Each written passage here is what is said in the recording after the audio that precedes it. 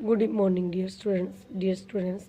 आज हम हमारी एसएस की बुक का लेसन नंबर 19 करेंगे। लेसन नंबर 19 है हमारी गौरवपूर्ण विरासत। तो चैप्टर शुरू करते हैं। हमारी गौरवमयी विरासत।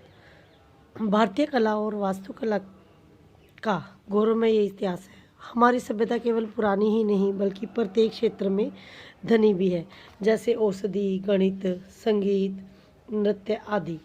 हमारे पूर्वज इसे हमारे लिए गौरवमय विरासत छोड़ के गए हैं, जिसकी सुरक्षा और संरक्षित रखना जिसे हमारा कर्तव्य है। सबसे पहले तो हम देखते हैं कि भाषा के बारे में पढ़ते हैं।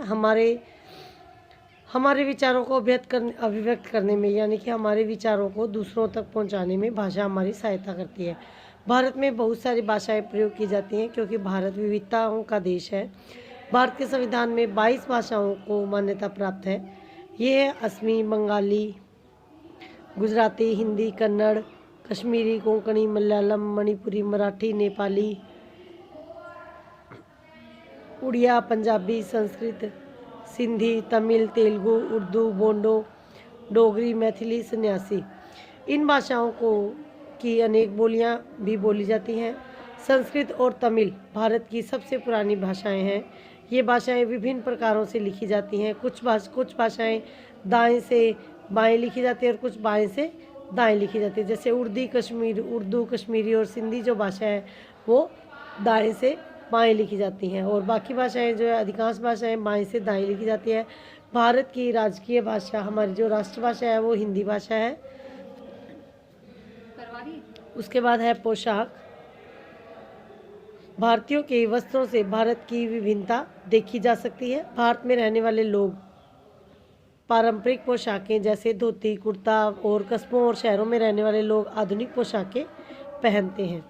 अधिकांश जो महिलाएं हैं वो साड़ी और सलवार सूट पहनती हैं। साड़ी पहनने का तरीका हर राज्य में एक दूसरे राज्य से अलग होता है।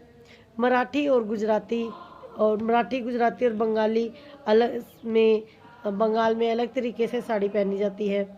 और पंजाब, हरियाणा, राजस्थान, गुजरात और मध्य प्रदेश में घाघरा चोली सामान्य रूप से पहनी जाती है। पंजाब और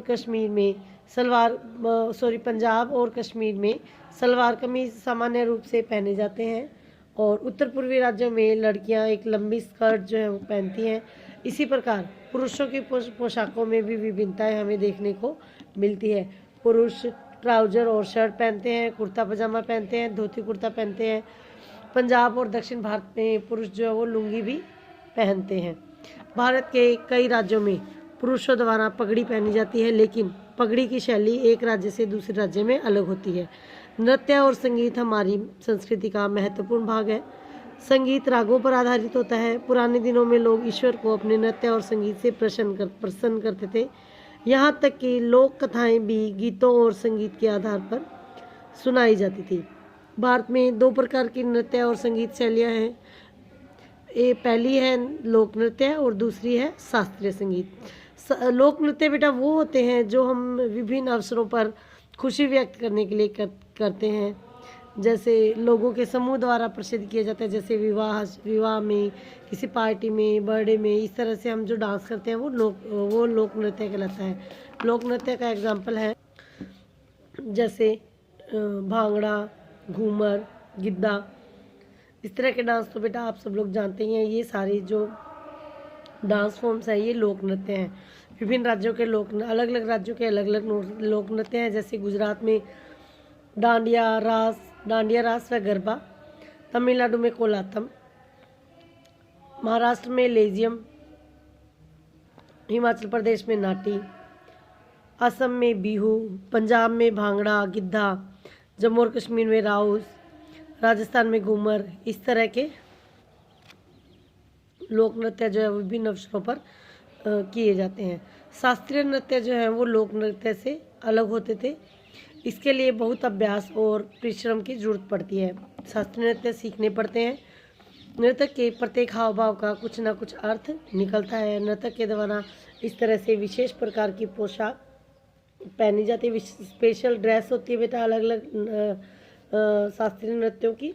तो अलग अलग ड्रेस जो है वो पहनी जाती है और इन नृत्यों को ईश्वर पूजा के रूप में शुरू किया जाता है।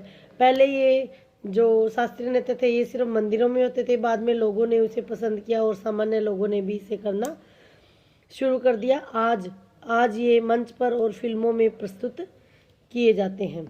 भारत के कुछ शास्त्रीय नृत्य हैं वो इस प्रकार हैं। केरल का कथकली, उत्तर प्रदेश का कथक, मणिपुर का मणिपुरी, कर्नाटक का यक्षगान, तमिलनाडु का भरतनाट्यम, आंध्र प्रदेश का कुचिपुड़ी, उड़ीसा का ओडिसी। इस तरह से ये कुछ खास लोक नृत्य हैं जो कि विशेष शास्त्रीय नृत्य हैं जो कि विभिन्न अवसरों पर किए जाते हैं।